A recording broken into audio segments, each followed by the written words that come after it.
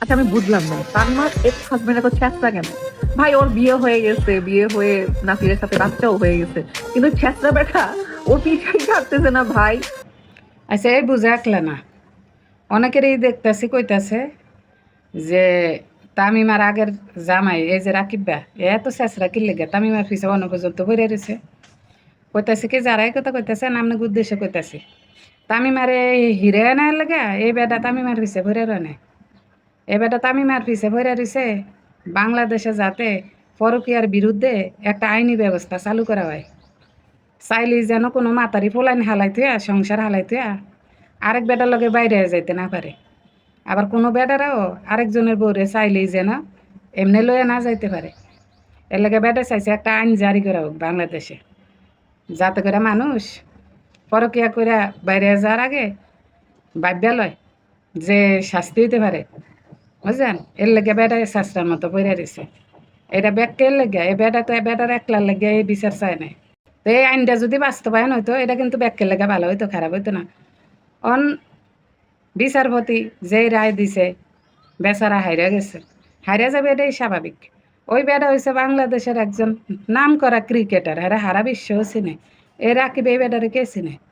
ওই বেটা টিয়া পয়সার অভাব নাই, তো ওই বেটা জিতবো নাকি এই বেটা জিতবো? এটাই তো স্বাভাবিক, বুঝতে হয়। হুম, আমি কথা কইলে তো হয়তো অনেকের খারাপ লাগবে, আমি হারা জীবনে পরকীয়ার বিরুদ্ধে। আমার এটি শুনলে খুব কষ্ট লাগে হুদা, বিশেষ করে যারা এই যে পোলাইন হালাইতে পরকীয়া করে।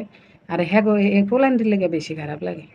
আপনার লগে একজনের লগে বনাবনি নাই হইতে পারে, স্বাভাবিক। আপনারা ফুলাইন ফুলাইন হওয়ার আগে ডিভোর্স দিয়া দেন, ফুলাইন হওয়ার পরে ডিভোর্স মেভোর্স দিয়েন না, কেউ হালাই থিয়া যায় না। অন্তত ফুলাইনের দিকে ছায়া একের মাটি কামড়ে থাকিয়ে যাবেন, এটি করেন না। ফুলাইনের ভবিষ্যৎ, ফুলাইনের জীবন এক নষ্ট হয়ে যায়। কি লেগে জানে এই ঘটনাগুলো আমার অনেক কষ্ট দেয়। এ রাকিবের মতো বেডা আঙ্গ বাংলাদেশে খুব কমই আছে, বুঝলেন। এই বেডার মতো বেডা হইতে গেলেও যোগ্যতা লাগে।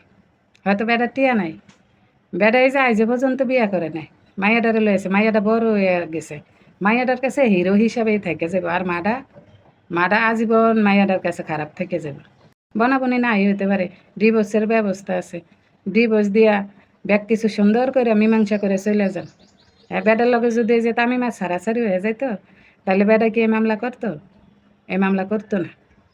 এই মামলা করতে গেলে বেডা নিজেই ভাইসে যেত যে একজনের লোক আপনি সারাসারি হয়ে গেছে, বনি বানা হয় না, আপনি মামলা করতে আইসেন কি লেগে? ওই সারাসারি হয় না দেখি বেডা মামলা করছে। যাই হোক, বেডা হারছে, এটা বেডার হার না, এটা এই বেডার জিত। আল্লাহ দুনিয়াতে যে ন্যায় বিচার পাইব না, আল্লাহ হার লাগে ন্যায় বিচার ঠিকই রাখছে, কারণ আল্লাহ ন্যায় বিচারক।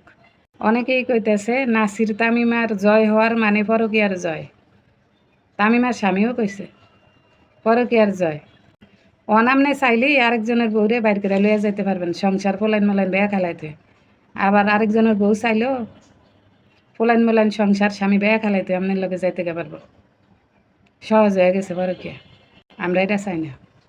আমরা আসলে আমিও মনেতে চাই যে আঙ্গ বাংলাদেশে পরকীয়ার বিরুদ্ধে কঠিন একটা শাস্তির ব্যবস্থা রাখা হোক।